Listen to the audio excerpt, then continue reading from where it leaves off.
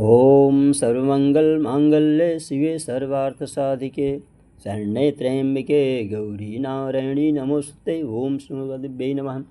जय जय गिरिवरराज किशोरी, जय महेश मुखचंद चकोरी, जय गज बदन खड़ानन माता, जगत जननी दामिन दुति गाता।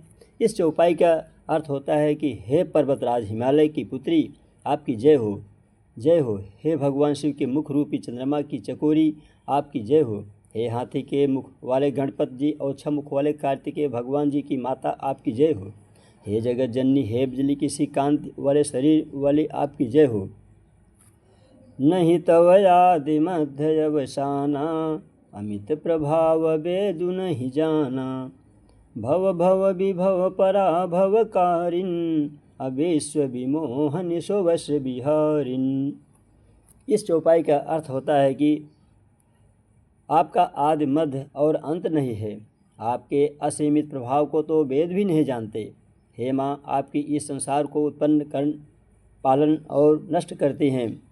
आप विश्व को मोहित भी कर रही हैं और स्वतंत्र रूप से विहार भी करने वाली हैं।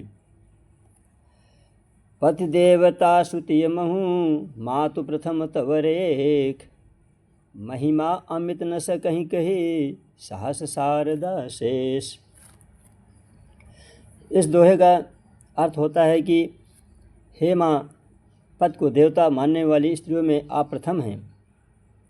आपकी अपार महिमा को हजारों सरस्वती और शेष जी भी नहीं कह सकते। सेवत तो ही सुलभ फलचारी, बरदायनी पुरारी पियारी। देवी पूज पद कमल तुम्हारे, सुर नर मुनि सब हो ही सुखारे। इस चौपाई का भावार्थ होता है कि हे माँ जगत जननी, आपके पूजन से चारों फल सुलभ हो जाते हैं। हे भक्तों को मनोवांछित फल प्रदान करने वाली, हे त्रिपुर के शत्रु की प्रिय, आपके चरणों की पूजा कर देवता मनुष्य और मुनि भी सभी सुख प्राप्त करते हैं। मोर मनोरथ जानहु नीके, अब बसहु सदा उरपुर सब ही के। कीन्हु प्रगट न कारण तेहि, अस कही चरण गहे बैदेही।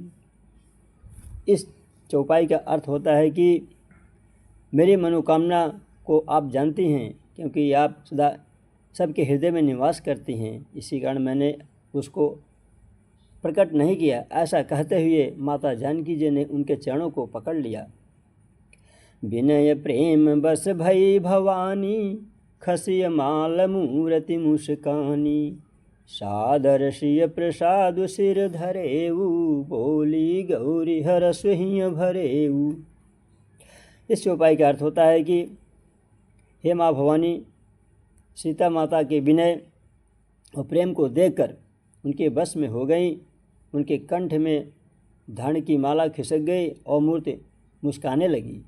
माता सीता ने आदर से उस प्रसाद को सिर पर धारण कर लिया। माँ गौरी के हृदय प्रेम से भर गया और वह बोली। माँ गौरी जी बोलती हैं, सुन सिय सत्य यशीष हमारी, पूजी मनु कामना तुम्हारी। नारद बचन सदा सुचि साचा, सो बर मिलहि जाहि मनुराचा। इस चौपाई का अर्थ होता है कि हे सीते, मेरी सच्ची आशीष सुनो, तुम्हारे मन की मनोकामना पूर्ण होगी। नारद जी का वचन सदा पवित्र और सच्चा है। जिसमें तुम्हारा मन अनुरक्त हो गया है, वही वर तुमको प्राप्त होगा। मनु जाहि राचऊ मिलहि, सो बरु सहज सुंदर सामरो। करुणा निधान सुजान, शील स्नेहु जानत रावरो। इसका भावार्थ होता है कि जिसमें तुम्हारा मन अनुरक्त हुआ है, वही सुंदर सामरो वर तुमको मिलेगा। वह करुणा का खजाना और सर्वज्ञ है। वह तुम्हारे शील और स्नेह को जानता है। यही भांति गौर अशीष सुने, सिय सहित ही हर से अले। तुलसी भवानी ही पूजे, पुनि पुनि मुदित मन मंदिर चली। इसका अर्थ होता है कि इस तरह माँ गौरी का आशीर्वाद सुनकर माता सीता जी सहित सभी सखियाँ हृदय से हर्षित हो गई, बहुत प्रसन्न हुई। और तुलसीदास जी कहते हैं कि माँ भवानी को बार बार पूजकर सीता जी बहुत प्रसन्न चित्त से राजमहल चली गई। सोठा जान गौरी अनुकूल सियहिय हरस न जाय कही, मंजुल मंगल मूल वाम अंग फरकन लगे। इसका भावार्थ होता है कि माँ गौरी को अनुकूल जानकर माता सीता जी के हृदय में जो हर्ष, जो खुशी उत्पन्न हुआ, उसका वर्णन नहीं किया जा सकता। सुंदर मंगलों के मूल उनके बाएं अंग फड़कने लगे। बोलो सिया रामचंद्र की जय। जिस लड़के और लड़की की शादी नहीं हो रही है, ये उपाय अवश्य करें। वे सब जाकर शिव मंदिर में शिव जी को बेलपत्र और फूल के साथ जल चढ़ाएं और यह क्रम 11 या 21 सोमवार दिन तक करें। और श्री रामचंद्र मानस में बालकांड से इस चौपाई को सुबह स्नान करके पूजा पाठ करते समय यह चौपाई अवश्य पढ़ना चाहिए। माँ की कृपा सदैव अपने बच्चों पर ही होती है। आपकी मनोकामना अवश्य पूर्ण होगी। यदि मेरी वीडियो पसंद आए तो इसे लाइक एवं सब्सक्राइब करना। बोलो गौरी माता की जय।